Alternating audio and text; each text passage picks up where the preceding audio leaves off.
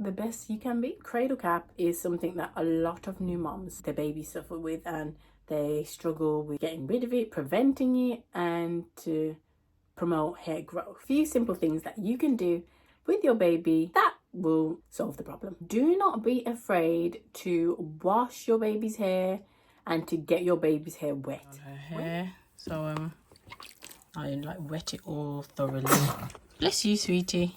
When you are giving your baby a bath, that is the time that I use to just give the baby's hair a bit of a splash of water, shampoo, and wash their hair. That's up to you. Me personally, any opportunity I get to wash really, or to just clean her up, I use that as an opportunity to wash her hair and to clean her hair up as well. Wet it all thoroughly. Make sure it's all soaking wet. Oh, sorry, sweetie. While I'm doing that as well, I'm also making sure I stimulate blood flow to her scalp by giving a little bit of a massage to her scalp. Just really being gentle and delicate. You know, babies' heads are still developing and their scalp is not really fully developed. So this is a step that I think you should do every single day. Getting rid of any dirt, any scabs, or anything in your child's hair, your baby's hair, that might be preventing their hair from growing. You get their scalp like wet and like just stimulated. If it's moist a lot of the time, then it might be harder for it to be dry and brittle and to create that hard, tough layer that prevents the hair from growing. I'd say every other day at the least. Another thing that I do is when I wet her hair has got the moisture in, which is the water, but you need to lock the moisture in. To lock it in, you need to use an oil. So I just use coconut oil. I believe you can use any coconut oil. Now, you can use whatever oil you would like. I personally prefer to use coconut oil. And as you can see, I'm literally doing the same thing as I done in the last video segment when I moisturized her hair with the water and gently massaged. I'm literally doing the exact same thing, but this time I'm just dipping my fingers in the oil and I am working it through her hair, but most importantly her scalp. I put a little bit on my fingertips, the oil, and then I just put it all in her hair and on her scalp. That just locks in the moisture so that her hair is thriving. It's like not dry, it's not brittle, it's not causing irritation or anything like that. It is safe to use on her. It literally just locks in the moisture so her hair's not going to be dry. The third thing, this is the most important thing, because the first two stages, you know, making sure the scalp's not dry, because I think cradle cap is caused because the head and the scalp is too dry. It's just dry. It's dry, and then it's because she's smiling, and then it causes that tough skin that just hardens and then it needs scratching off. I think the first two things will eliminate that. This is what will take your babies from being bold to thriving. Okay, she is over 4 months now. Ain't it really? But her hair is thriving like she's a 1-year-old or something like that, because I've done this step. When you are washing her hair or putting water on it or moisturizing your baby's hair, you really, really, really want to stimulate the hair growth, okay? Because yeah, it's okay not to have cradle cap. The whole reason we don't want cradle cap is because we want them to have hair, right? So you want to promote the hair growth. What I do is just do a gentle scalp massage. It's very gentle. Be as soft and as gentle as you want. Kind of like kneading motion or massaging motion on their scalp. Now what that's doing is stimulating the blood flow for your baby, just promoting the blood flow to the hair follicles to promote that hair growth. So I do that when I'm washing her hair with the shampoo. I do that when I'm moisturizing her hair with the oils. And I also do it once I've done that. I go in with the tools like a hair scalp massager, which will also scratch off any dirt or any dead skin that I've missed during the wash. I do that with the comb once I brush her hair after as well.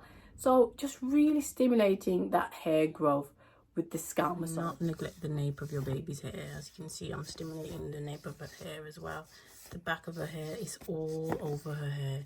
If anything, the nape is more important, especially because when Willie lies down, my baby lies down, she is applying pressure to the back of her hair a lot of the time. So this is the part that will probably get dry more frequently, and will probably have a lot of friction and tension on that part there. So it's so important to make sure you're stimulating the growth. Now I'm going to take the little comb, and I'm going to start.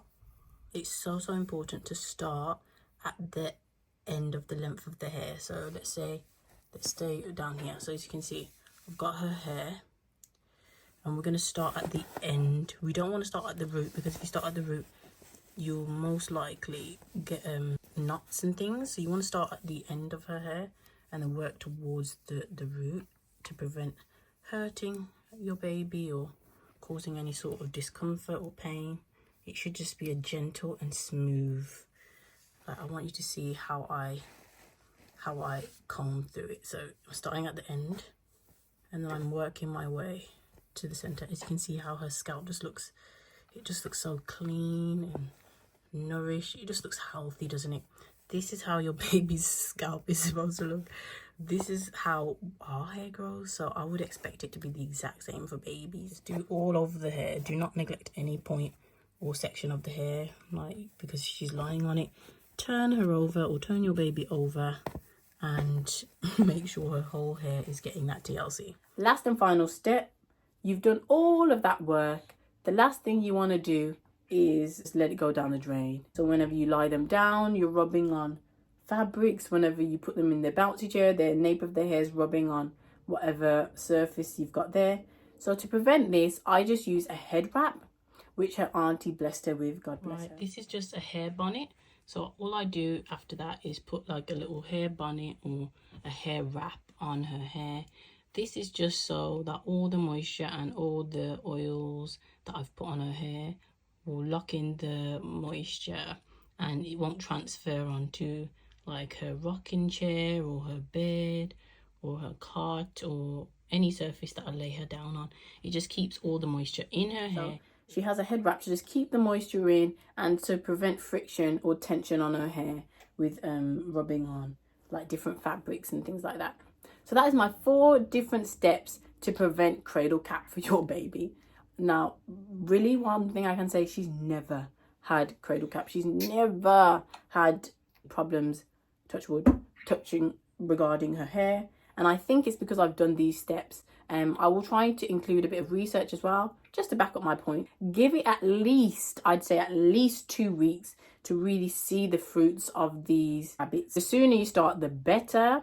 But I hope they've been very helpful. And if they were helpful, like this video, leave a comment so I can, it's just nice to know that you've helped someone. Oh dear, dramatic.